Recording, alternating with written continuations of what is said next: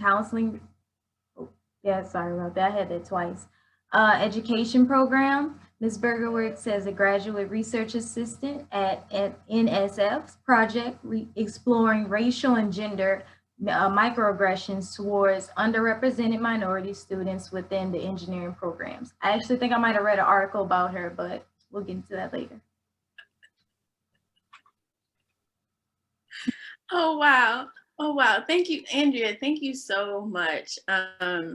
That was such a beautiful introduction. And I am just feeling like filled with joy, overwhelmed with just happiness. So thank you so much for such a beautiful introduction. And I receive your energy and I receive your excitement as well. So I'm hoping, well, shoot, you gave the introduction that I was going to give to open up the floor. So beautiful. I really wanted to take this time just to answer your questions and have a conversation with you all, because while all of those great accolades that you read off, those are really great, and that's who I am. And even this past weekend, so I'm now trained in phase 2 with brain spotting, and little did I know that's a little ambitious, because you have to you have to practice, just like you practice your role plays and counseling, you have to practice this new trauma treatment. And so let's just say I've gone through 6 intense weekends of trauma treatment as well as trying to learn it. So it's been a really wonderful experience just to start to tie everything back in together. My neuroscience interests, using NSF as this platform to advocate for counselors to be in this spaces, because, you know, it's not just STEM, science, technology, engineering, and medicine or mathematics. It's people. We are people at first value. So just to be able to be a counselor and to have Xavier spark me and to provide such a beautiful soil for me to grow and for me to sow seeds, to be here now. Yeah, I don't want to spend time talking about me. I want to talk to y'all. So do you all have any questions? Just opening up, where would you like to begin? Well, I have a personal question dealing with kind of being a graduate assistant and then progressing in the program and then going on to being a doctoral student. Um, Basically, just how are you able to manage everything for one? Since this is my first semester, I'm kind of like trying to get into the groove of managing things. So it would really help to like kind of have some advice as to how to make sure I'm getting Dr. O's work done and also being able to get my personal work done. Yes. So I'm first going to say allow yourself grace, because I think there are many times where I didn't allow myself grace. You're very new to just starting out real research, because I don't know what they teach us in undergrad, but that's really just figuring out how to do a lit review. And Right. folks like, oh, I do research. And it's like, nah, sis, you're not doing research until you get to the graduate level. And just know that it's a learning curve. And just the fact that you're interested, that's already enough, because there's so many people who aren't interested and aren't willing to dedicate time to do the work. That enough is just a testament to who you are. So it's not easy, but you know, getting your homework aside, and I like to do the homework stuff first, because you can't really be a graduate assistant if you're not succeeding in graduate school. Right. So getting that part out of the way, just before doing this call, I'm taking, so with the rehabilitation part, I have to take rehabilitation classes. So that's in the master's level program. So yeah, I'm taking a master's class on top of all the stuff you just said. And I had a case study that was due. And so while it may be due later in the week, it's like, I don't have time for that. I need to figure out between, 8 p.m. yesterday when my supervision ended until, now, to make sure I got that stuff done. So it's long hours, but also recognizing and taking that time for breaks. So it's a balance. It's not easy, but you kind of get in a groove after a while. Does that help answer?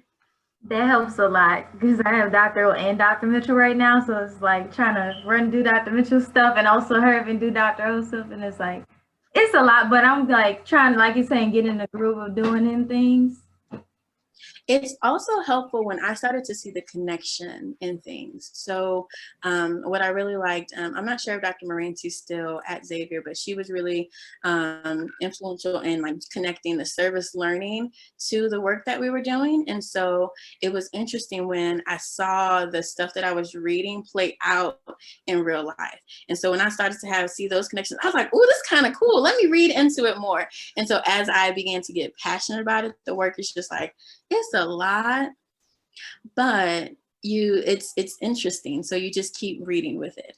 I would also say it was challenging because there were some peers that were not, like, why are you doing all this work? And so try to keep the naysayers, at a distance if you can, because I know that sometimes it's like, you want to share in these successes with folks and they'll get it afterwards. And so not letting outside factors kind of impede on how you feel about yourself, and know that you do belong doing this. It's not overwhelming. If you're really dedicated to wanting to be a researcher, practitioner, and scholar, you can do it. Thank you so much. You're so optimistic about everything. You have me actually excited about what I have to do. It keeps me going when you think about all the things you're doing. Yeah, and there are going to be times when it's just like, I don't know why I signed up for this. And there were times I said it. I was like, why did I sign up for this? And it's that answering my actual question, why did I sign up for this? And figuring out where your passion is, that helps you, motivate you, and get you through when it's like you don't have the steam to keep going. And then when you don't have the steam to keep going, take a break. Take a break. Because that's your body's sign, and your body's way of saying, I need some rest, and I'll be way more productive the next day if you just give me some time now.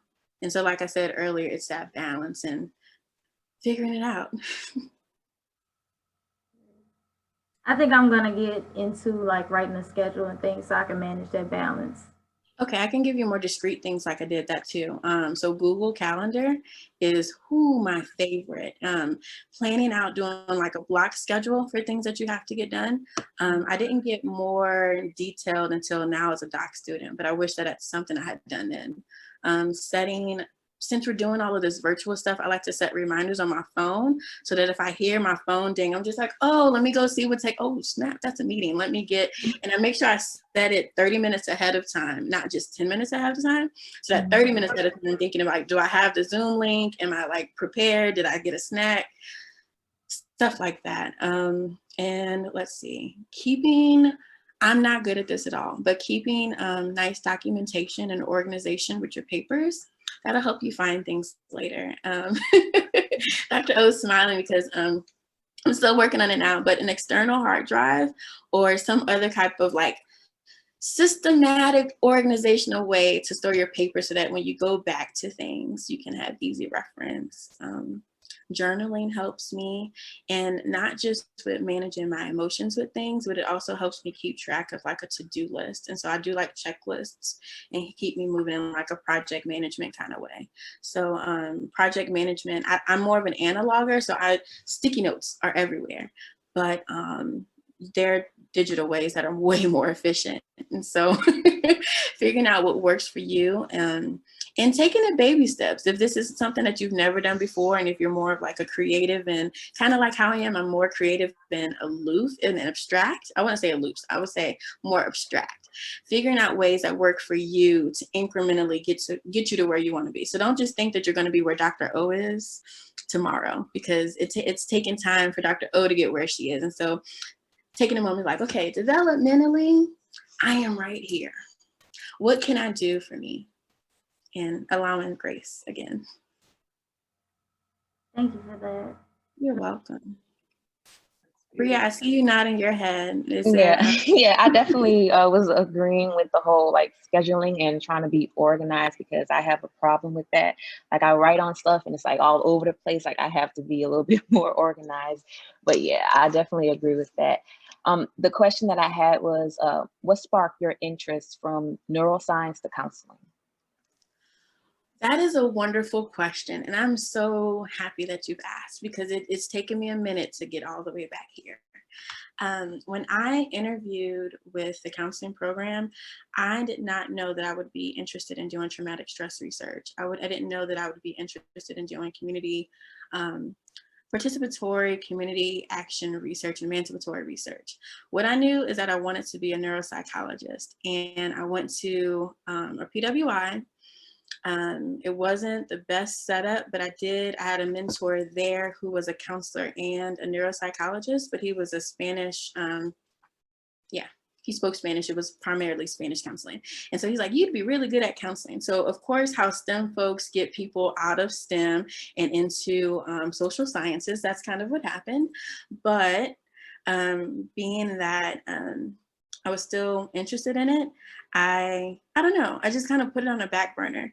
And so let me back up a little bit more. The reason I'm interested in neuroscience is because when I was in college, I was diagnosed with a brain tumor. And so I was interested in learning more about how that was going to impact me. And so taking my personal experiences and letting that motivate me and passion, and like find my passion, if that makes sense, and motivate me in my interest and just learning more. I've always been a curious person. So that was kind of part one. So a little bit, I am a wounded healer, but getting my work done has been very helpful.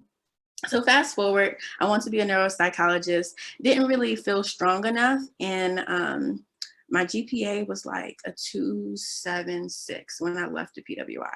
So it was not at all competitive. It was not for psychology programs.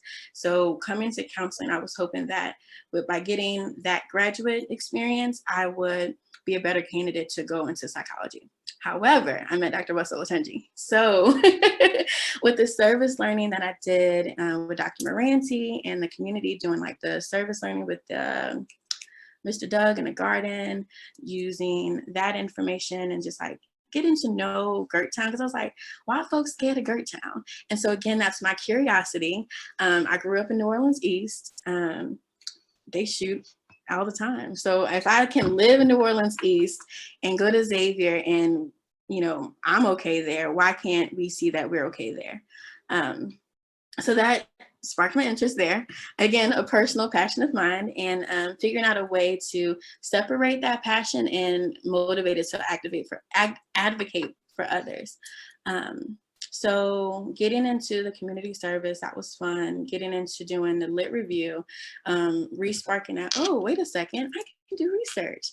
I'm not a 2.7 like the PWI said, just because I didn't perform in the way that they wanted me to, just because I didn't speak in the way that they wanted me to, doesn't mean that I'm not a very productive, effective, great scholar. So doing the lit review, looking at the community participatory approach, how to do a community needs assessment, I was like, oh snap, that's just talking to people. Oh my goodness. And so normalizing what I'm reading and doing that translation for myself made me, I don't know, a good candidate, I guess you will, to pursue other interests. And so Dr. Olatunji had an opportunity with the NSF grant looking at stereotype vulnerability and sense of belonging.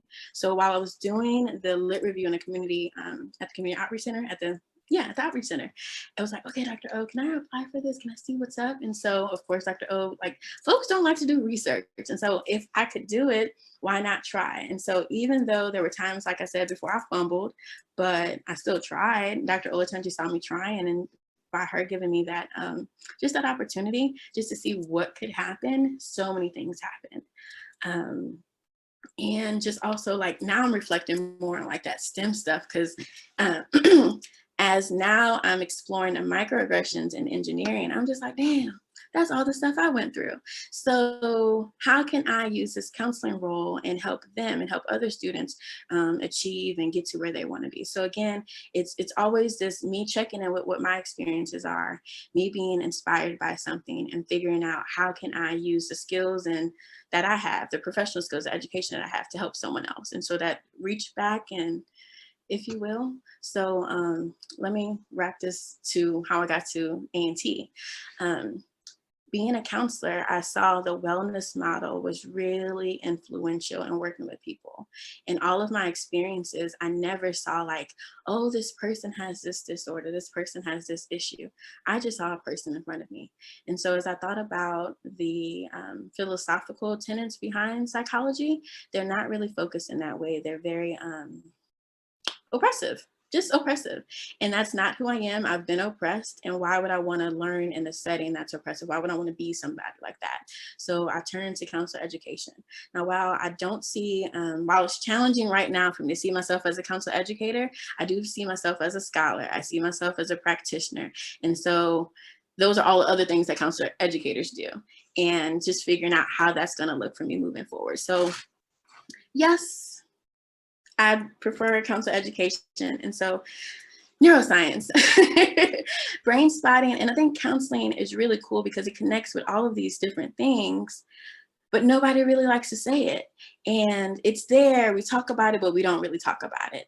And so when I figured, I don't know who had brain spotting on an email, but I was like, oh, let me look into this. And I think it was one of my faculty members. And I looked into brain spotting more. It's like, oh, this talks about neuroscience. Oh, folks have been talking about neurocounseling? What?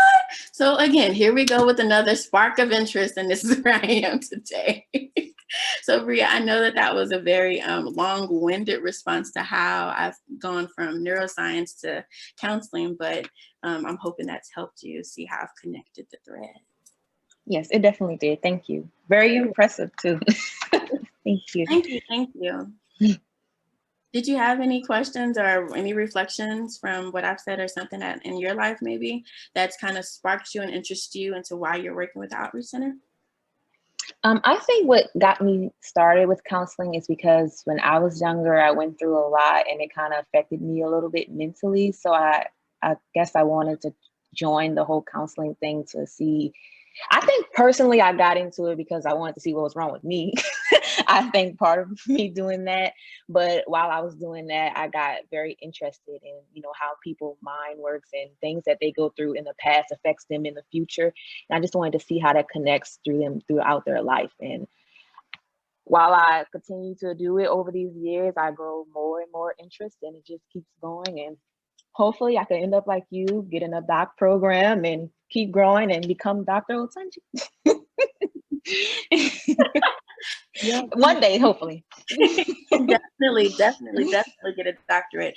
If you're interested, ANC is always recruiting. I think February 1st is when they're folks, okay? So if you want a doctorate, apply. Even if you don't feel like you're ready. I know folks who did not take the time that I've taken, were not as interested in research, and they're successful in their doc programs and they're making it through. They're in their dissertations and get ready to graduate. So don't compare yourself to others. Know that if you want it, you can get it. And I wanted to speak more to some of your personal issues that were going on and led you into counseling. Yes, my very first counselor was a college counselor, and she was Indian and she was a counseling psychologist. And so she didn't really get me. And I was like, yeah, Black folks don't do counseling. And then when I got to Xavier, I was like, oh my gosh, Black folks do counseling. So being that person, being that person for someone else, you never know who's seeing you and being inspired by your path and your journey and trying to get into counseling that way. Right, yeah, because when I was younger, my counselor was a Caucasian woman, so it really didn't relate. Even though I was like 12 or 13, I still didn't connect with her. Something was off about it. And then, yeah, that's when I wanted to know, okay, are there Black female therapists? And then I came to Xavier, then I seen Miss Angela and Dr. O, and I'm like, okay, yeah, there are some people out there who look like me that can relate to me. So yeah, that made me feel a lot better because what I went through with her, it made me not want to do counseling at all. And I stopped going because of that. I didn't feel connected to her.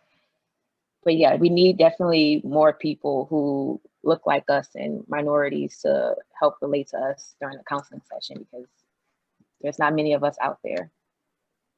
Amen. Agreed. And it's also that normalizing what counseling is. And so I don't know what that white woman did with you, but that's not real counseling. So meeting folks where they are. And even how they teach counseling sometimes, it's like, okay, let's translate that. So I see what's going on in the book, but let me be the skilled person to see who's in front of me and how to apply this counseling. Right, right. Exactly. Yes, yes. Yeah, so we've talked a bit. I'm curious, are there other questions that you all have, or where else you'd like to take the conversation?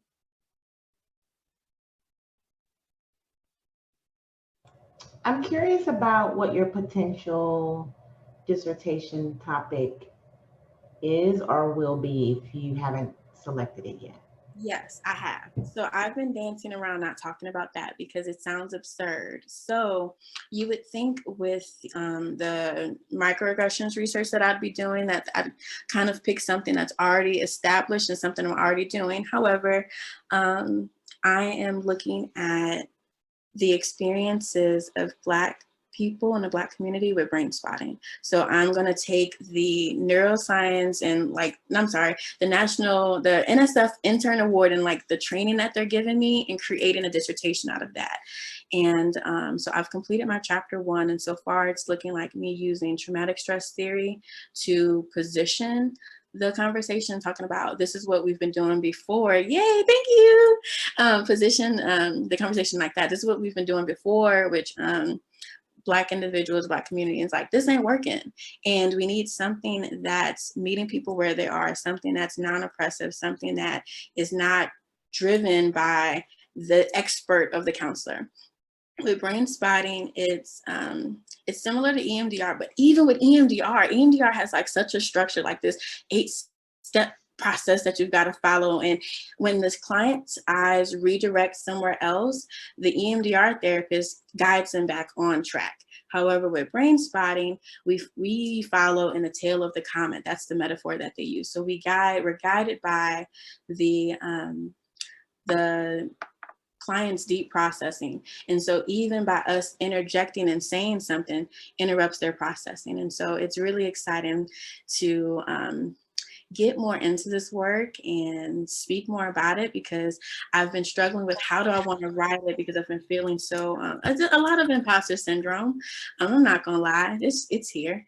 But as I'm doing my own brain spotting, I've unlocked it. It's like, yes, more Black people need this.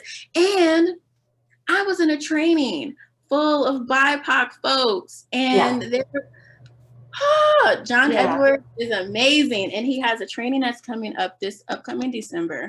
Also, students, if you want to get on, it's $299 for students, and I know that that's expensive, but consider reaching out to him. He does do payment plans if you could figure out something, but just to have a safe space to process some of the healing, the trauma that we're going through. Also, what they don't talk about, the ancestral trauma that we're healing when we're doing brain spotting. And it's so beautiful, because I don't know if you guys have heard of the book, The Body Holds Trauma by Bessel van der Kolk. That book, the body stores trauma in different ways. And so with brain spotting being a somatic influenced and brain neurological process, we are guided by just the whole process of the client, not what we have going on. And it's beautiful what processing and having that space could be. So I'm excited to hear that there are other BIPOC folks doing it. So far, there's like 200 clinicians that have been trained under him. So there's no telling who's been trained in other white spaces, but just under him, it's been at least 200 that are eligible for certification. I'm actually starting it this coming summer. I started it a couple of years ago and then got off track. My best friend is now a consultant. She actually went through all the phases and she officially became a consultant, right?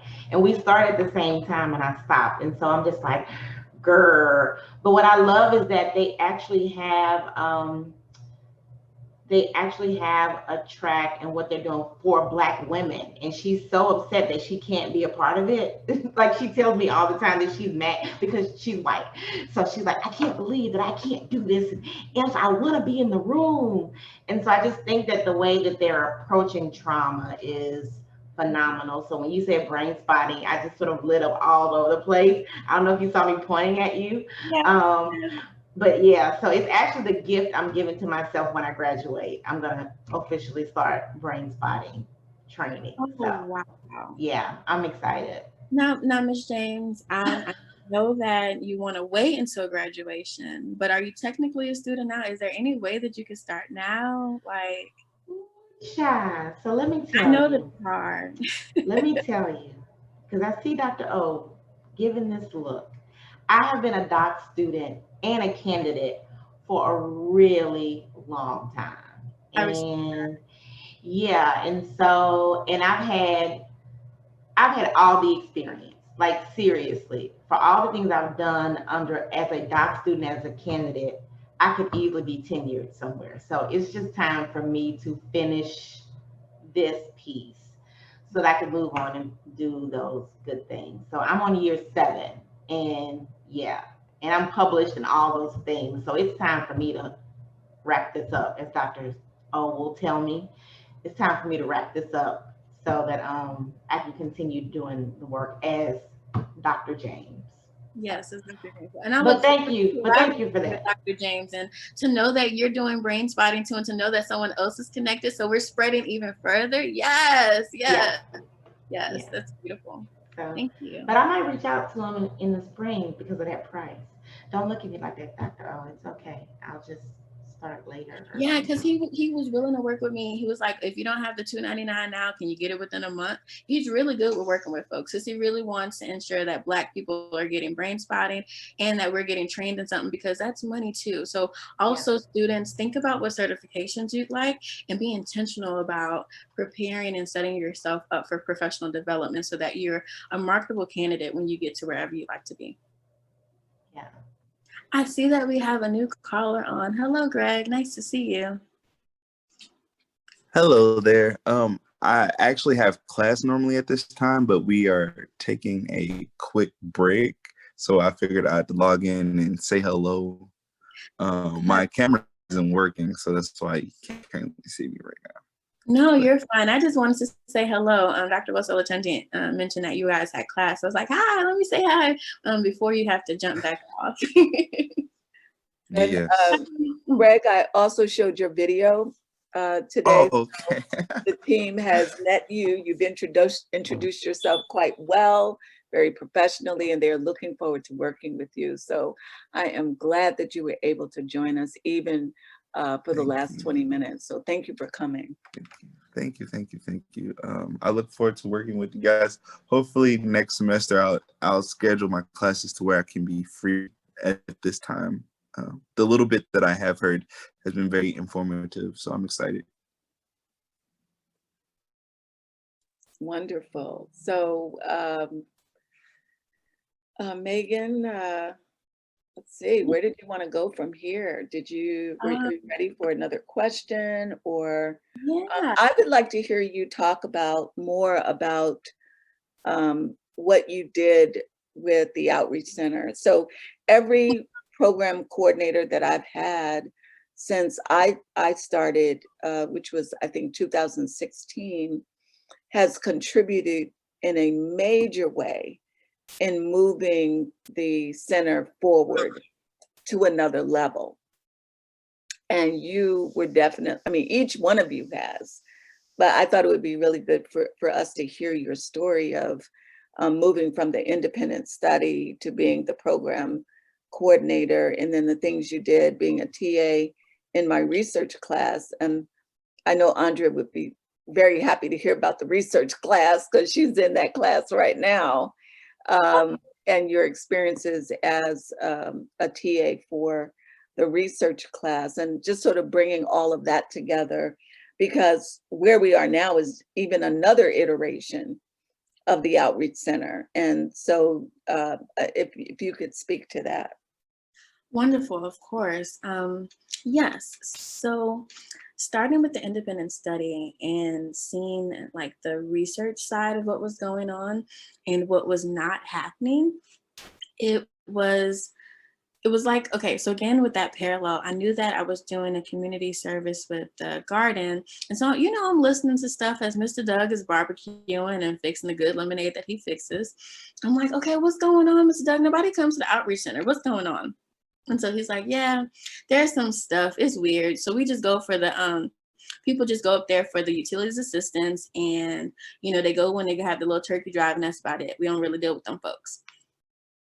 Deal with them folks. That translates to cultural mistrust. That was on my lit review. So when I saw that, I was like, okay, Dr. Wasolatunji, I know that we don't really have a position at the Outreach Center. I know that there's not really stuff going on. There was a lot of just stuff happening, changes going on, and politicking behind the scenes that didn't have anything to do with us. But I knew that I was interested in figuring out how to connect the two. And so after doing the lit review, I wanted to see if I could carve out a space and become the program coordinator and try to see how it can come to life.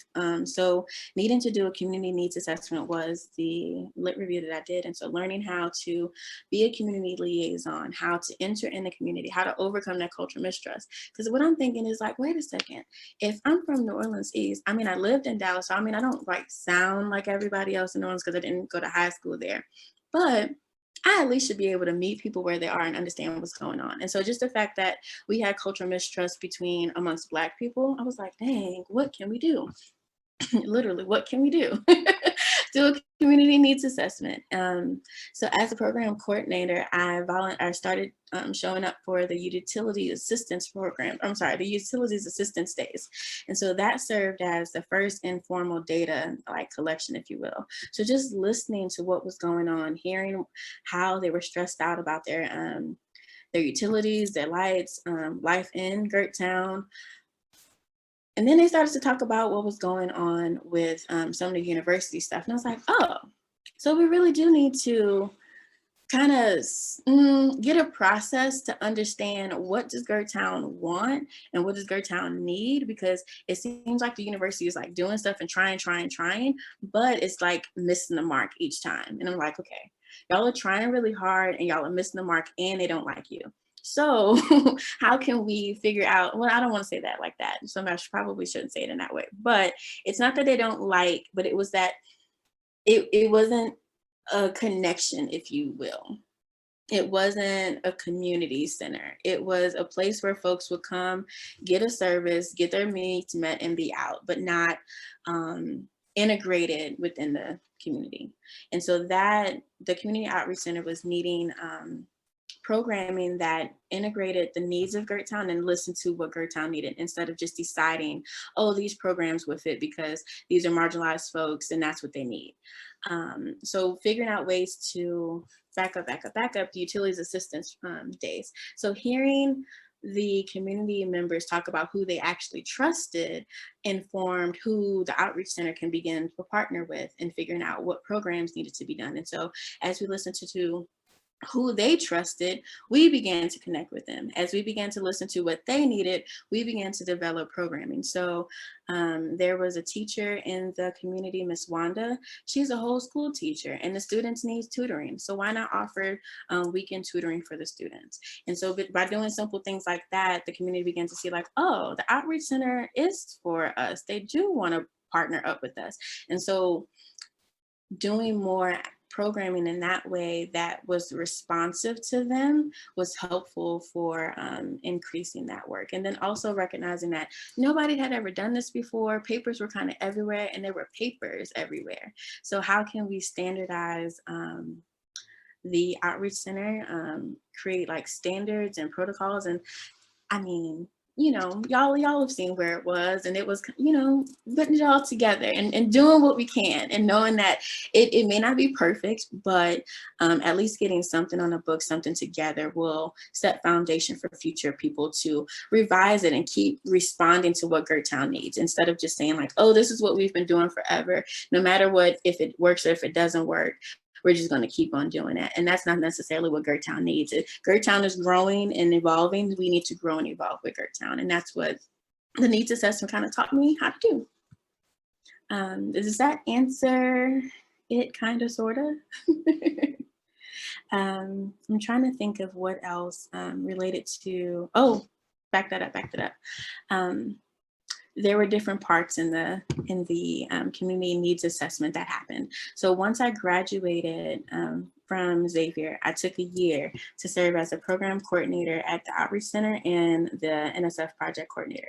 So as the program coordinator, I was also Dr. Olatunji's TA in her, it was the crisis class and it was the research class. So with the research students, teaching them that behavioral observations is just like research. So sitting and observing in a non-judgmental way though. So a lot of times when we watch folks, it's like, oh, I'm people watching them, judging them, seeing what they're doing. And from a researcher's stance, it's how can I observe what's going on, but not in a creepy, like I'm lurking through and seeing through the blinds. You have to, if you're going to observe a community, you can't just look from the outside. You have to look from the lenses that they're seeing the community. So students were initially really resistant to wanting to go out, and they're like, no, why you have us going out to, we don't want to be, you want us on the corner of this place. And so what they didn't realize is that we were actually having them set up at different sites where there were community stakeholders. So they were at the Mr. Sam's barbershop. So we had already done community cleanup with Mr. Sam, and so he knew who we were through Dr. Moranti. We were also with the sisters over off of Broad, and we had met with them, and they were offering tutoring services and doing other community work on that side. And so by having us partnered in places where we were also outside of, I think it's Mount Zion that's next to the community garden. So being partnered by places, Sisters of Peace at the Peace Center, that's what it's named. Yeah, it's the Peace Center. By having them at places where Gerttown already trusted, allowed them to safely observe what's going on in a way that's not intrusive. And also normalizing what research is. And so I don't know, again, how they teach research, but it doesn't have to be this sterile you versus them. In order to gather accurate, consistent data, you need to really come from a participant-centered approach so that they are empowered. Because how can you just come and take information about people and just like, yep, I'm a scholar because I've got this information. You stole it. You came and stole it. You whole life stole it. And so instead of stealing research, joining in and doing it from a participatory approach, not only does it empower the community, it also allows them to change the narrative about what's going on. So with Gerttown, everybody was saying like, oh, Gerttown's so dangerous. Kids are walking around with AK-47s. Be that as it may, that was one incident. That wasn't just what happened in Gerttown. And having the needs assessment teach us like, having the students go visit and doing observations and seeing like, there's a locomotive, there's a thriving community, people rely on the elders. So there's more to Gerttown than what is on the outside. And let's see, that was the research class. And both the research and the crisis class did the same behavioral observation. And it was just for the research students, helping them normalize that their own personal interests, being human with research is really important. Andrea, as you're in the research class now, I'm curious if you wanted to ask a question with the last 4 minutes, because I can maybe try to wrap it up. Well, my only question is topic focusing. So like I remember speaking with Dr. O before starting the program fully, and she spoke to me about trying to focus on my interests and what I want to pursue later on and keep doing that every chance I get. And it's just, I guess, trying to find good things that other people relate to your interests. Like, I'm focused on like the African American community. So it's like just in general of the hardness of like finding everyone else having that same good entrance, good intentions toward the African American community within research and things like that. It's just like, how are you able to kind of get like those good aspects within your research?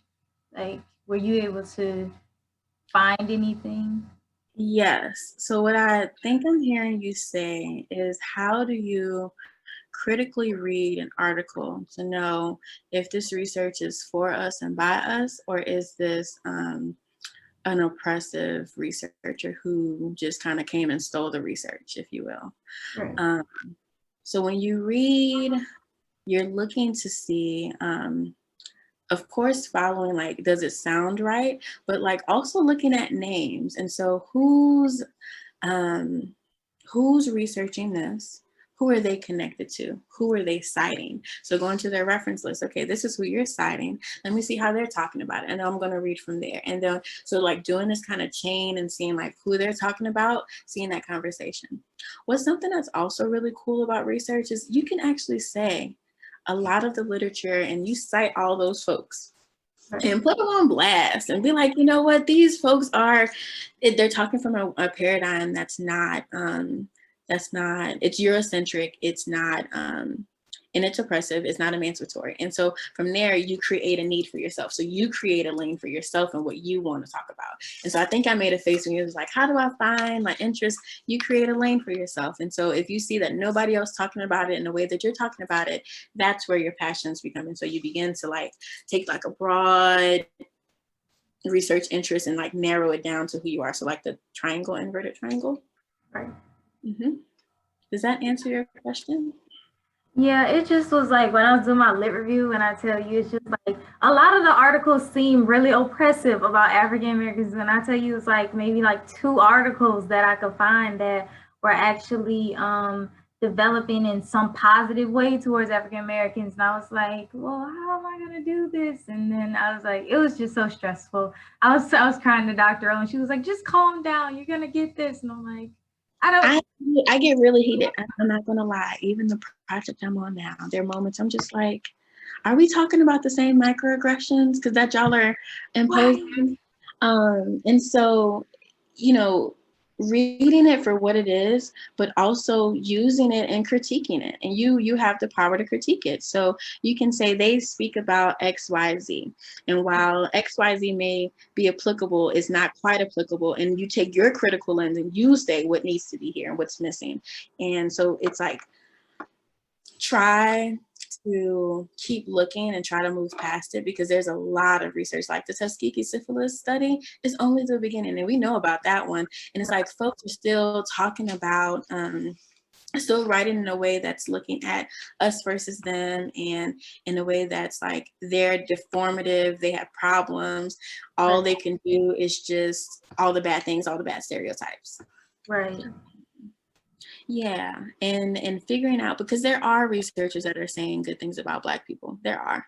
And so you just, when you find that one, you see who are they citing? And then again, you follow the train from there. Because once you find one good one, of course, they have to be citing folks, and you see how did they write about it?